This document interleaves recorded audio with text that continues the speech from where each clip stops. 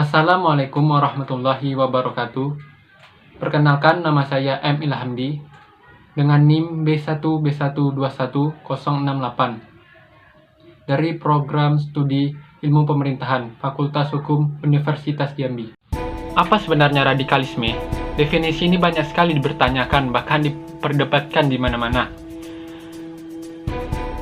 Apakah seorang warga negara atau beberapa individu warga negara disematkan sebagai penganut paham-paham radikal karena menjalankan nilai-nilai tertentu secara fanatik, ataukah ini hanya sebuah pasang naik isu semata di tengah kondisi politik yang hiruk-pikuk ini? Banyak sekali pendapat mengenai definisi radikalisme di luar sana. Salah satunya yaitu pemahaman yang sifatnya radik mendalam sepanjang itu dilakukan untuk keilmuan. Itu kan bentuk radik.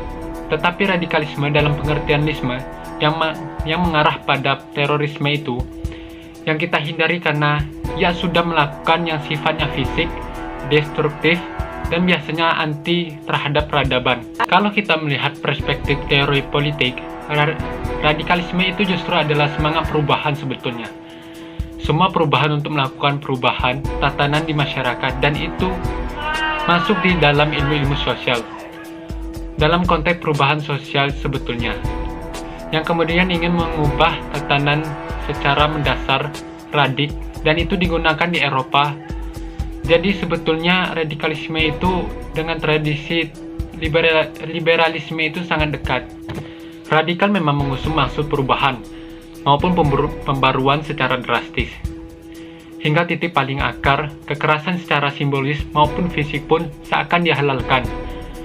Metodologi secara ekstrim demi pencapaian perubahan, inilah yang bermuara pada penolakan. Dan juga saya ingin katakan bahwa benih utama dari radikalisme adalah intoleran.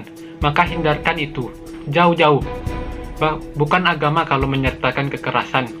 Jadi mari kita buka ruang toleransi bersama. Mari kita buat Indonesia ini lebih kaya akan toleransinya. Dan juga salah satu penyebab utama radikalisme adalah kebodohan. Jadi kita harus banyak mempelajari agama kita, harus mempelajari situasi yang kita hadapi, sehingga paham-paham tersebut tidak mempengaruhi kita. Maaf saya mengatakan ini, tapi yang dipengaruhi itu orang yang bodoh. Yang dipengaruhi itu orang yang tidak mengenal agama. Agama membawa kita ke damaian dan kebenaran. Tidak mungkin agama mengajak kita ke keburukan dan kemungkaran. Kita harus paham, kita harus melihat situasi, kita harus melihat tempat kita harus melihat konteks baru kita melakukan tindakan. Bukan kita terburu-buru untuk melakukan tindakan yang mengakibatkan kita bisa terpengaruh paham radikal-radikal yang ada di luar sana. Mari kita bersama-sama lebih mendalami agama sehingga kita terhindar dari paham-paham seperti ini. Itu saja dari saya. Bila ada salah kata, saya mohon maaf. Wassalamualaikum warahmatullahi wabarakatuh.